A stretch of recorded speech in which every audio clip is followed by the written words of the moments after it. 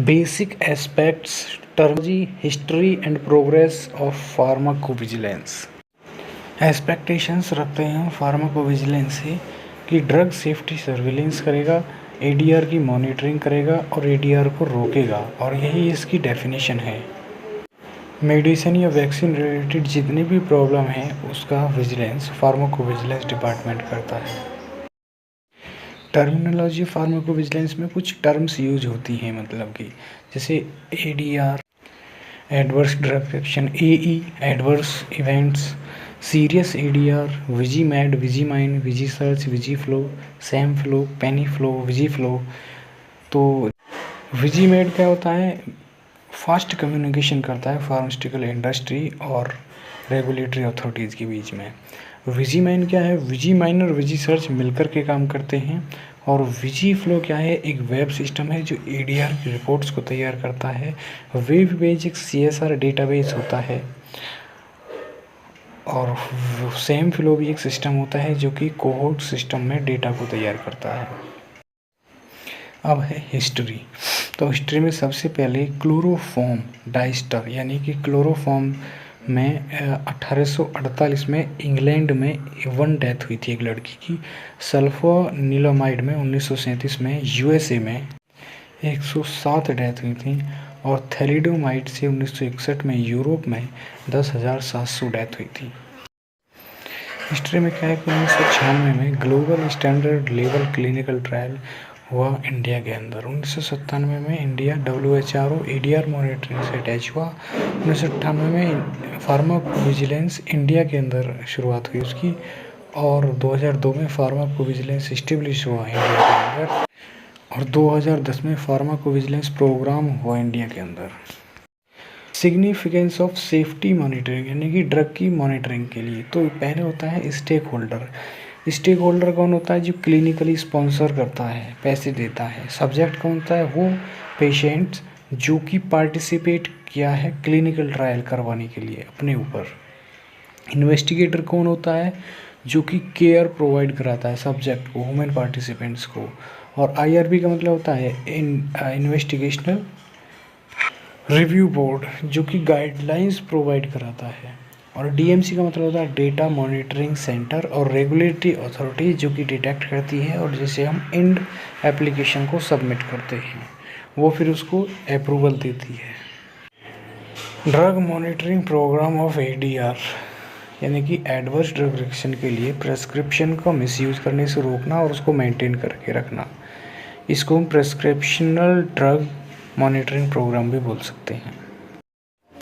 ADR की कुछ terms होती हैं जैसे कि adverse drug reaction, adverse event, unexpected ADR, serious ADR और सिग्नल, जो कि रिपोर्टेड फॉर्म होती है एडीआर की या एडवर्स इवेंट की। इवैल्यूएशन ऑफ मेडिकेशन सेफ्टी, तो वुमेन की सेफ्टी के लिए ये चेक करना कि उसकी क्वालिटी क्या है, उसकी सेफ्टी क्या है, उसकी एफिकेसी क्या है, एडवर्स इफेक्ट को मेंटेन करके या रोक करके।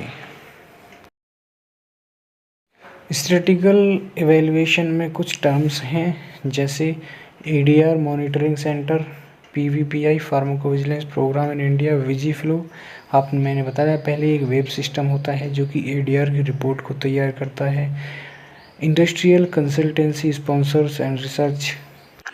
तो इसमें 3 स्टेप हैं: प्रोसेस, आउटकम और इम्पैक्ट। प्रोसेस में यानी कि सबसे पहले प्रोसेसिंग क्या हो रही है, ईडीआर मॉनिटरिंग सेंटर कितने हैं और कितने पर्सनल उसमें ट्रेन किए। आउटकम में कि कितनी एडीआर की रिपोर्ट आपने रिसीव की, प्रोसेस की और सबमिट की विजीफ्लो को। और इम्पैक्ट क्या आया?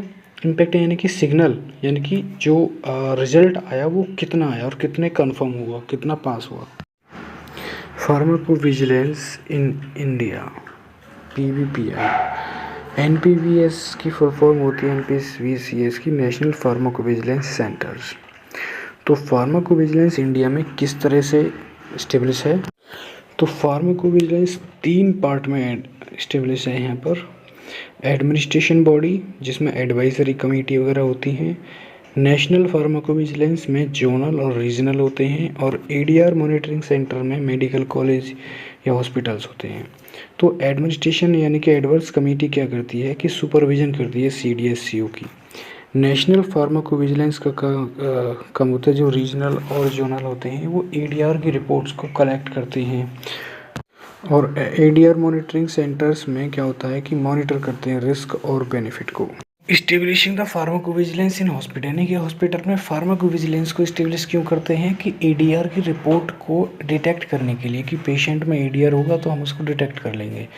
तो अगर हमें इस्टेब्लिश करना है तो हमें रिलीवेंट अथॉरिटी से पहले कांटेक्ट करना पड़ेगा, हमें एडीआर की रिपोर्ट फॉर्म तैयार करना पड़ेगा, फिर उसकी प्रिंट निकलवा के प्रिंटेड जो उसके अंदर मटेरियल है उसे फिजिशियन को बताना होगा, इन्फॉर्म करना होगा।